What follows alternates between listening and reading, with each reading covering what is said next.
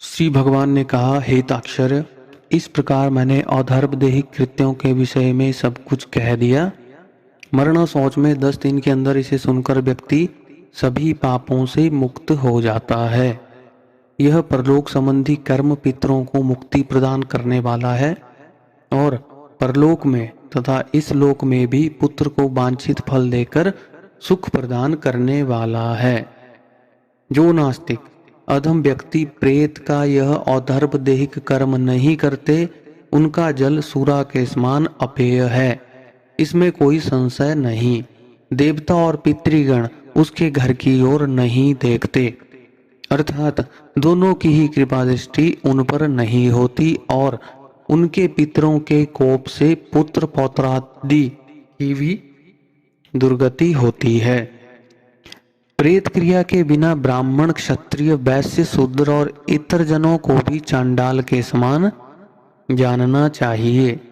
जो इस पुण्यप्रद प्रेत कल्प को सुनता और सुनाता है, वे दोनों ही पाप से मुक्त होकर दुर्गति को नहीं प्राप्त होते हैं। माता और पिता के मरण में जो पुत्र गरुड़ पुराण सुनता है, उसके माता पिता की मुक्ति होती है और पुत्र को संतति की प्राप्ति होती है। जिस पुत्र ने माता पिता की मृत्यु होने के अनंतर गरुड़ पुराण का श्रवण नहीं किया, गया श्राद्ध नहीं किया, पितरोत्सर्ग नहीं किया, मासिक तथा वार्षिक श्राद्ध नहीं किया, वह कैसे पुत्र कहा जा सकता है और ऋणत्र से उसे कैसे मुक्ति प्राप्त हो सकती है और वह पुत्र माता पिता को तारने में कैसे समर्थ हो सकता है।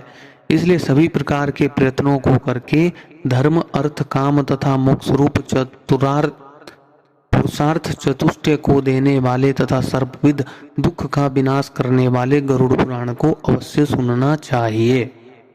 यह गरुड़ पुराण पुण्यप्रद, पवित्र तथा पापनाशक है, सुनने वालों की कामनाओं को पूर्ण करने वाला है, अतः सदा ही इसे सुनना चाहिए।